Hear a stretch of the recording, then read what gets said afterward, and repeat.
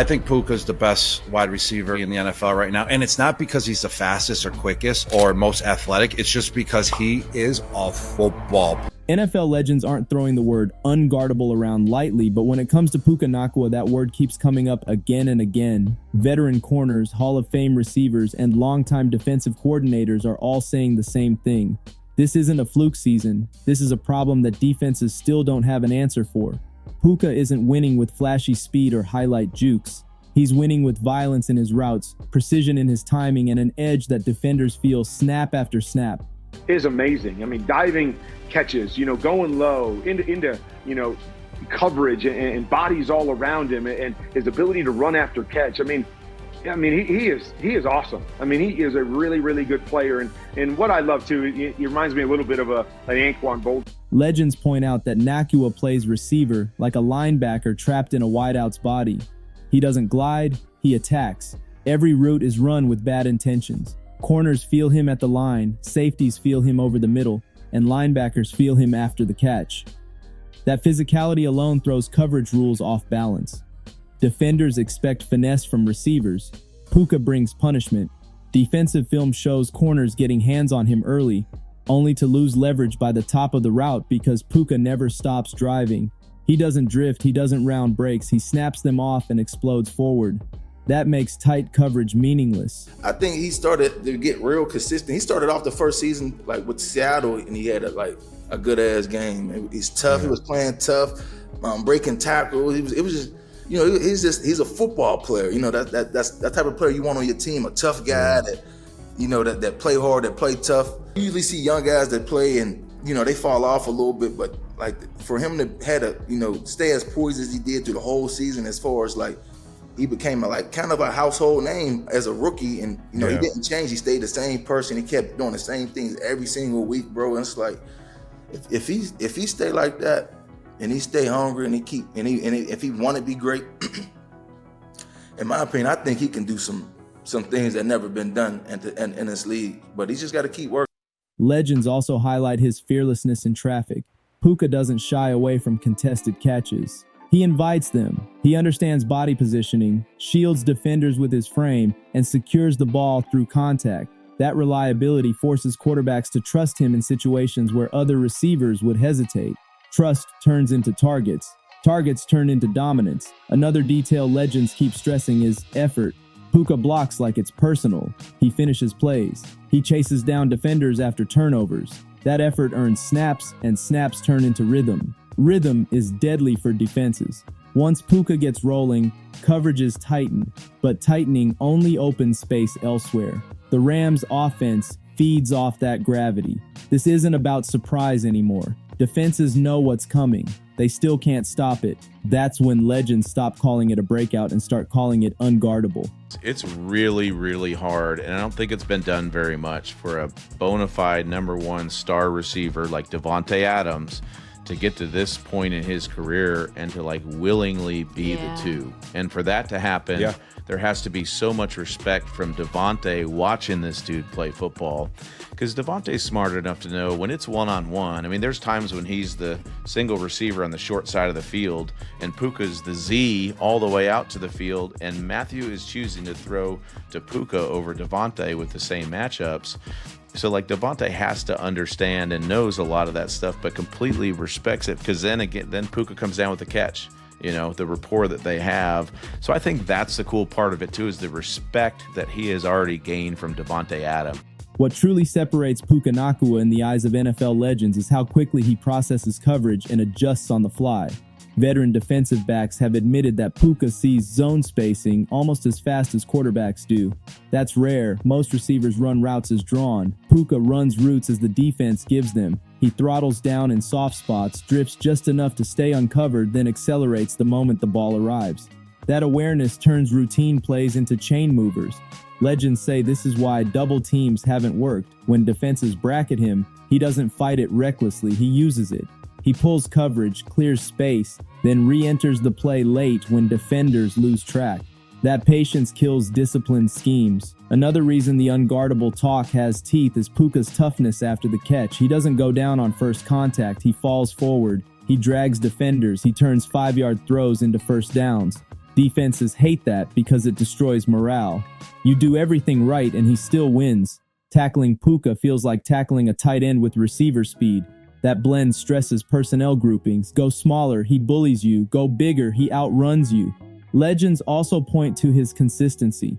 The younger brother of Puka Nacua, who I played with at BYU and who played for us with the Niners. His little brother Puka, kid was a baller at BYU. I remember they were playing Stanford last year. Kalani Sitake, the head coach, he asked me to come talk to the team. After I talked to the team, Puka came up to me. We were just chopping it up. He's picking my brain about what's made me have so much success in my career and things that he should be doing. And when I'm talking to this kid, I'm like, bro, this dude is just dialed in. You talk about having the right mindset. So then fast forward, the Rams get him week 1 in Seattle.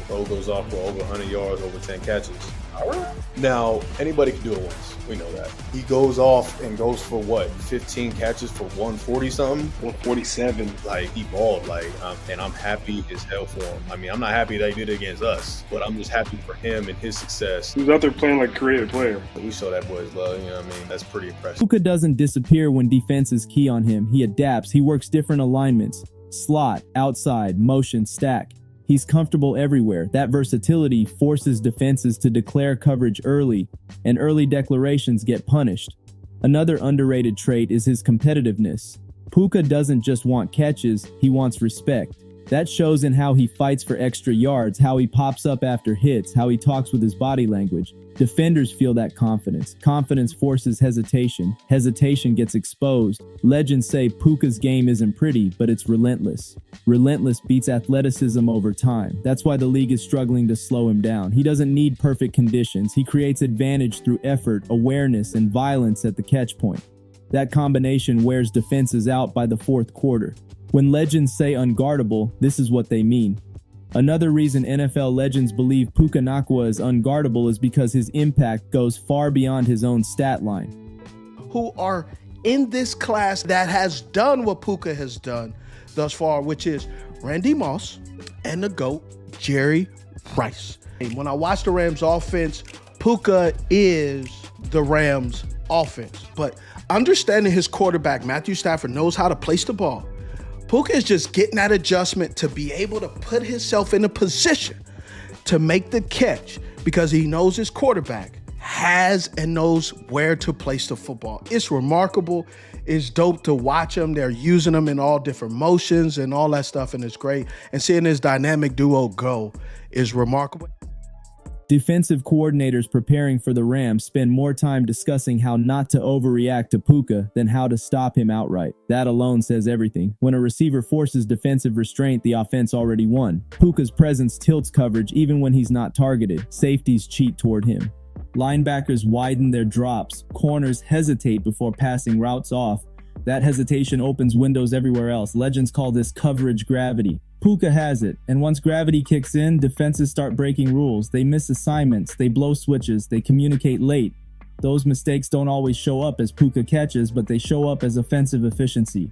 Another element legends respect is his chemistry with the quarterback. Puka runs routes with trust, knowing the ball will arrive on time. That trust allows anticipation throws that defenses can't react to.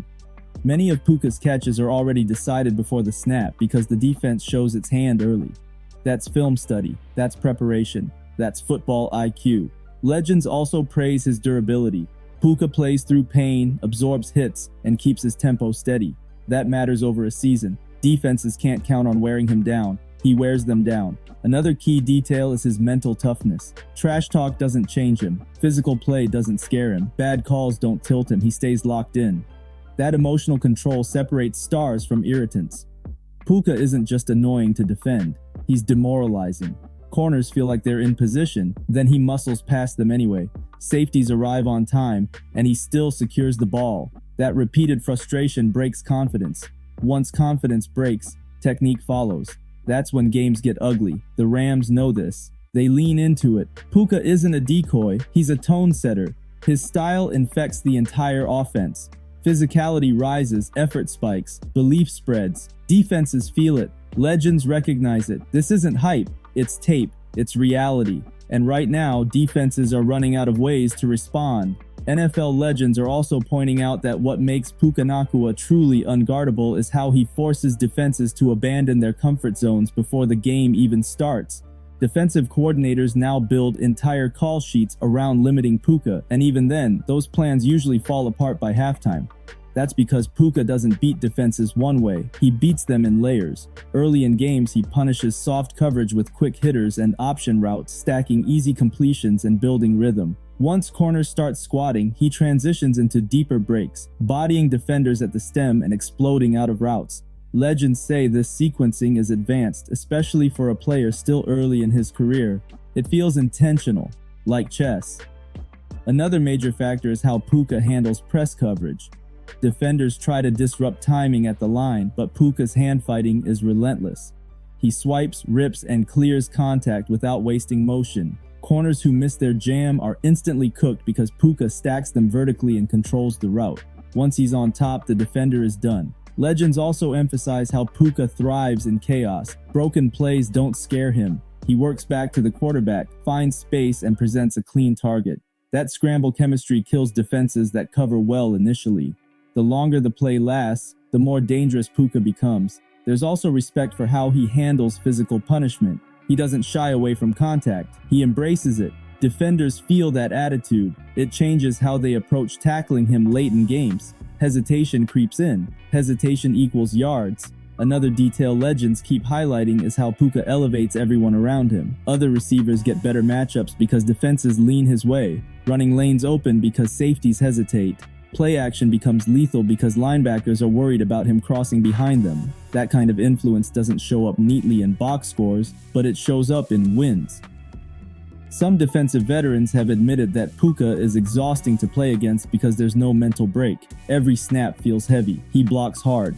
He runs full-speed routes even when he's not the primary read. That effort adds up. By the fourth quarter, defenders aren't just tired, they're worn down emotionally. That's when mistakes happen. That's when Puka takes over. Legends don't call players unguardable because of highlights. They do it because defenses lose belief. Puka Nacua is pushing defenses to that edge week after week. This is why the conversation around Puka Nacua has shifted from breakout to blueprint, and why NFL legends are so confident this isn't slowing down anytime soon. What scares defenses most is that Puka's game is built on traits that age well. Strength, awareness, effort, technique, those don't disappear. Speed fades, athleticism declines, craft endures. Puka's craft is already elite. Legends say he doesn't need perfect conditions to dominate. He doesn't need mismatches gifted to him, he creates them. That independence makes him dangerous in any situation. Zone, man, blitz, pressure, he adjusts. Another reason the unguardable label sticks is mental resilience.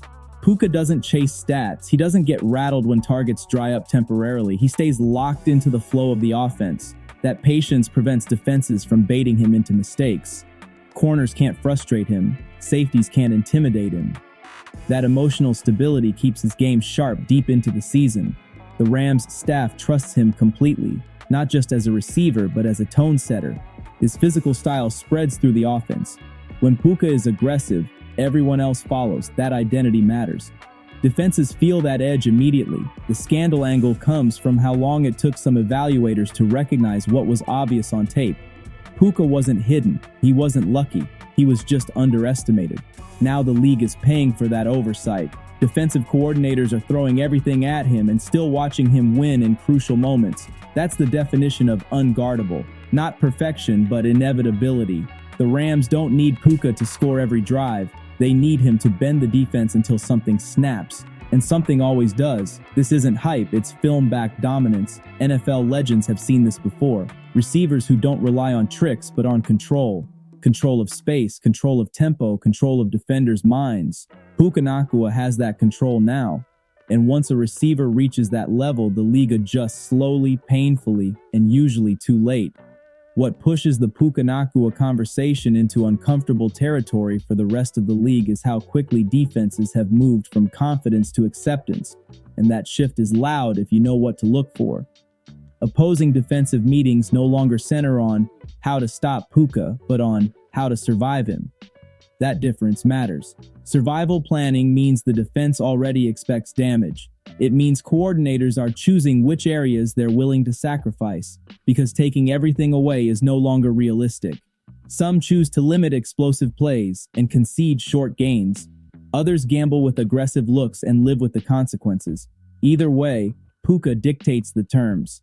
Legends say this is when a receiver truly becomes unguardable, when the defense stops believing a clean answer exists. Another layer making this scarier is how Puka's confidence keeps growing without turning reckless. Success hasn't made him sloppy, it's made him sharper. Routes are crisper, breaks are tighter. Decisions after the catch are faster. Defenders have noticed that Puka is now anticipating their counters before they happen. Moves that worked early in the season are getting neutralized. That means he's evolving midstream. Mid-season evolution is terrifying for defenses already stretched thin. There's also growing respect for how Puka handles game flow. He understands momentum. He knows when to press and when to settle. Early downs, he softens coverage. Late downs, he attacks leverage.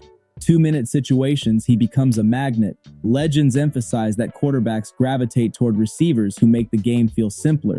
Puka does that. He's where he's supposed to be, when he's supposed to be there, and he's ready for contact. That reliability builds trust that compounds weekly. Another reason the league is uneasy is how Puka's style travels.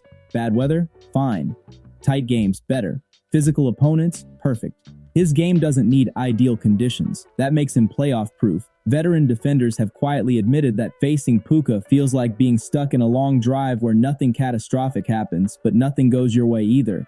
First downs pile up, clock drains, frustration builds. That's domination without fireworks. The Rams don't need highlight plays every snap. They need control. Puka gives them that. And control is the most dangerous currency in football.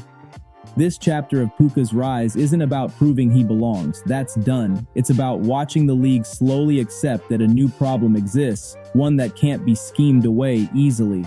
NFL legends recognize that moment instantly. They've been on both sides of it. Once defenses stop believing the receiver wins before the ball is even snapped, Puka Nacua has reached that stage. And the league knows it, even if it doesn't want to say it out loud yet. Like the video, subscribe for more deep dives, and stay locked in as Puka Nacua continues to terrorize defenses and rewrite what unguardable really means in today's NFL.